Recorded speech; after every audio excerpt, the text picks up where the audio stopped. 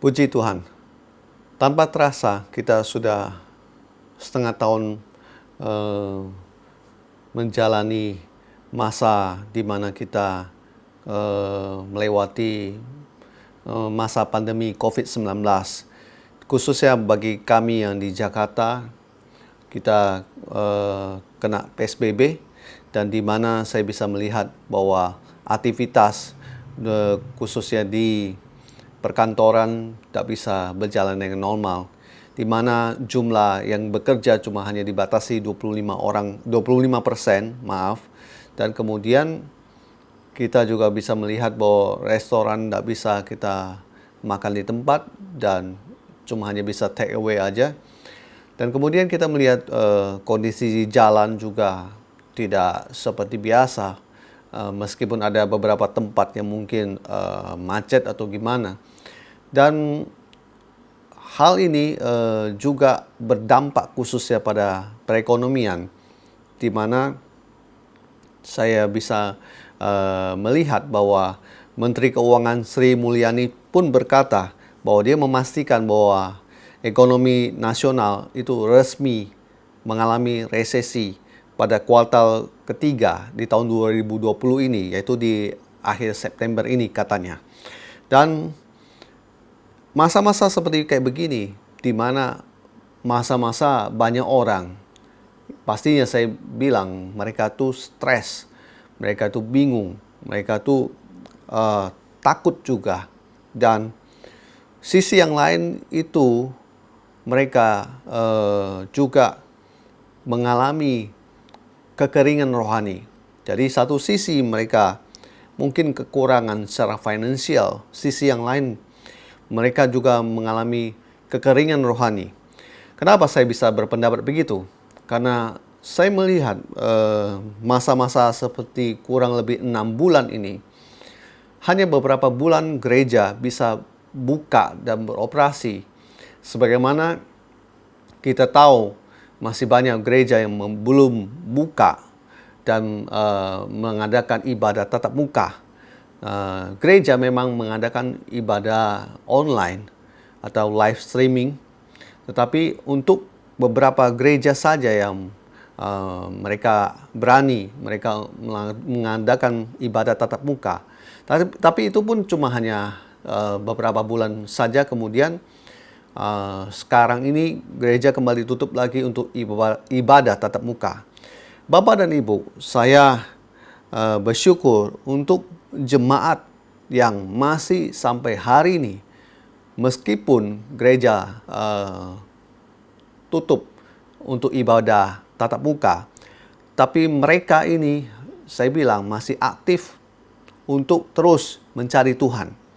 Yaitu setiap minggu mereka tidak pergi bersepeda atau pergi berlibur atau kemana, tapi mereka memfokuskan diri untuk mereka mencari Tuhan lewat menonton atau mengikuti ibadah online yang diadakan setiap gereja-gereja yang ada. Kemudian juga saya mau bilang bahwa saya bersyukur menemukan bahwa mereka ini adalah orang-orang yang terus mau rindu untuk mencari khotbah-khotbah yang membangun iman mereka. Dan itu puji Tuhan, itu memang sangat dibutuhkan untuk akhir-akhir ini. Dan saya akan mulai saja, ada firman Tuhan yang membuat kita kuat di pagi ini. Mari kita lihat firman Tuhan. Kita buka di Matius pasal 9 ayat 27 sampai 31. Firman Tuhan, ketika Yesus meneruskan perjalanannya dari sana, 2 orang buta mengikutinya sambil berseru-seru dan berkata, "Kasihanilah kami, hai anak Daud." Setelah Yesus masuk ke sebuah rumah, datanglah kedua orang buta itu kepadanya, dan Yesus berkata kepada mereka, "Percayakah kamu bahwa aku dapat melakukannya?" Mereka menjawab, "Ya Tuhan, kami percaya." Lalu Yesus menjamah mata mereka sambil berkata, "Jadilah kepadamu menurut imanmu." Maka meleklah mata mereka.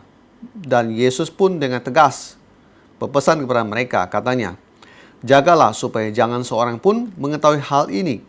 Tetapi mereka keluar dan memasyurkan dia ke seluruh daerah itu.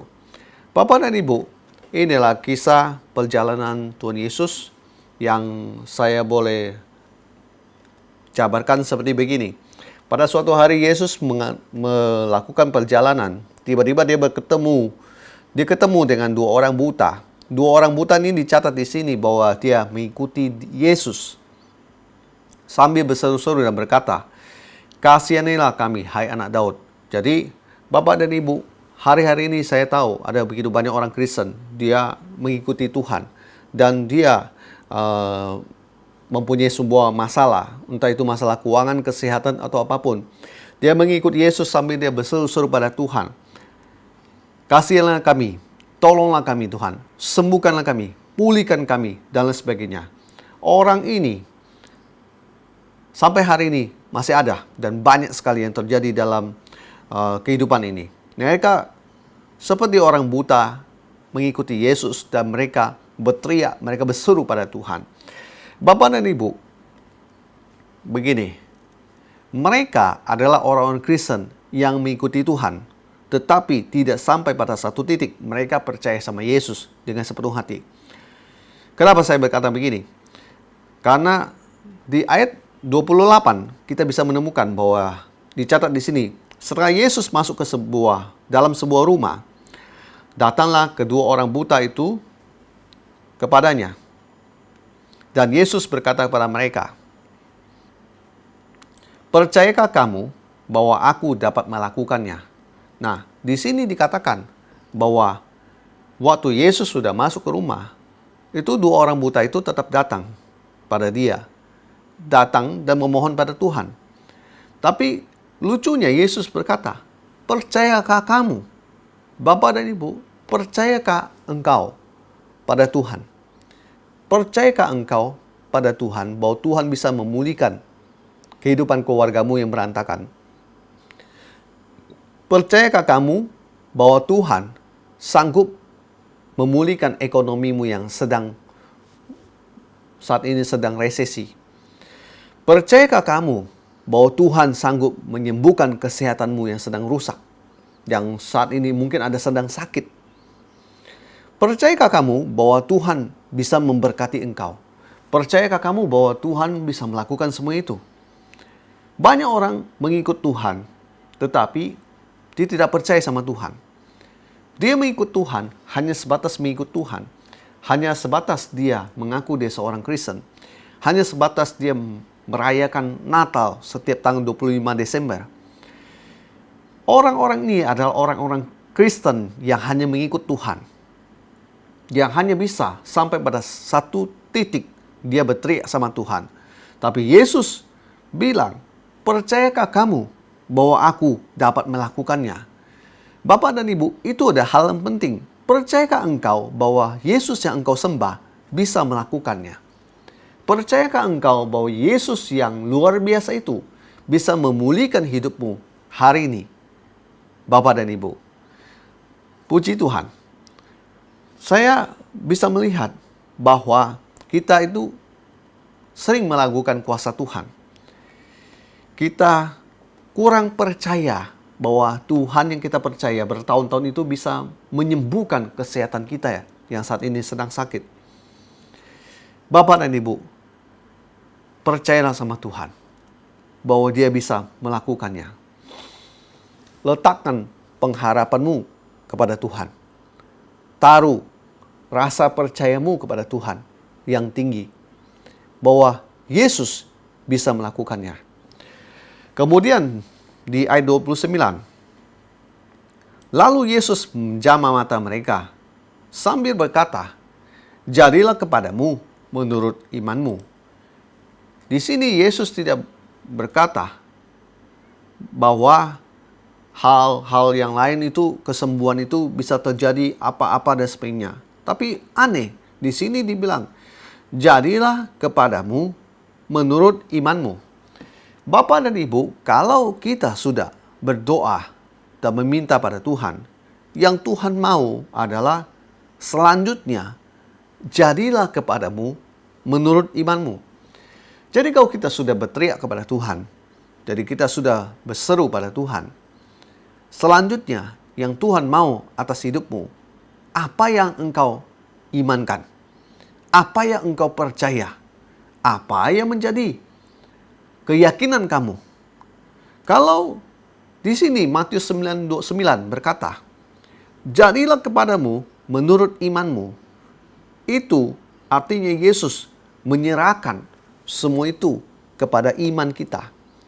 Sekarang, apa yang kamu percaya? Apa yang kamu yakini? Kalau orang buta itu datang pada Yesus, dia minta kesembuhan, dia minta bisa melihat. Ketika Yesus berkata, "Jadilah kepadamu menurut imanmu," maka yang harus jadi iman dia adalah mata dia sembuh, dia bisa melihat. Kalau hari ini yang Anda minta dari Tuhan adalah pemulihan atas kesehatanmu, pemulihan atas ekonomimu yang sedang mengalami resesi, Tuhan sudah mendengar doa Anda. Selanjutnya, yang dia minta daripada Anda adalah imanmu. Apa yang engkau percaya? Kalau engkau percaya bahwa engkau bisa Tuhan sembuhkan, bahwa engkau percaya bahwa Tuhan bisa memulihkan ekonomimu yang sedang resesi, firman Tuhan berkata, "Jadilah kepadamu menurut imanmu." Jadi bukan menurut iman pendeta yang mendoakan kamu. Jadi bukan menurut iman siapa dan sebagainya. Menurut imanmu. Dan di ayat 30 dicatat, "Maka meleklah mata mereka." Sampai di sini saya membacakannya. Saya mau bilang begini. Bapak dan Ibu, percayalah Anda dengan sungguh-sungguh kepada Tuhan.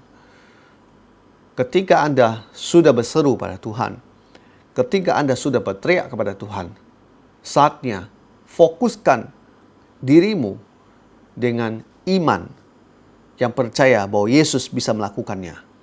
Yesus sangat sanggup untuk melakukannya. Letakkan semua pengharapanmu kepada Tuhan, berserah penuh pada Dia.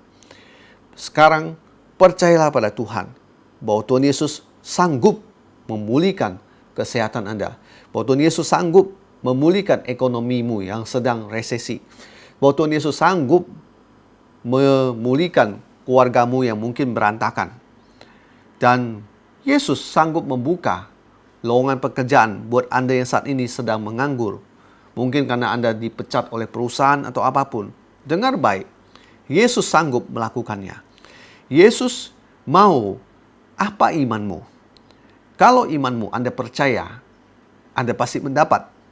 Maka Matius 9 ayat 29 berkata, "Jadilah kepadamu menurut imanmu." Percayalah pada Tuhan. Dia Allah yang luar biasa. Terkadang kita tidak mendapatkan jawaban doa kita yang kita panjatkan pada Tuhan karena kita ini kurang beriman. Bukan masalah waktu Tuhan atau apa. Saya lebih percaya bahwa ada Tuhan Yesus, bahwa Tuhan Yesus tidak pernah menjamah Tuhan Yesus tidak mau menjamah mata orang buta itu karena belum waktunya Tuhan. Saya percaya setiap orang bertemu sama Yesus, itulah waktu Tuhan untuk memulihkan kita semua. Haleluya. Saya percaya pada Yesus bahwa selalu ada mujizat bagi kita yang percaya pada Dia.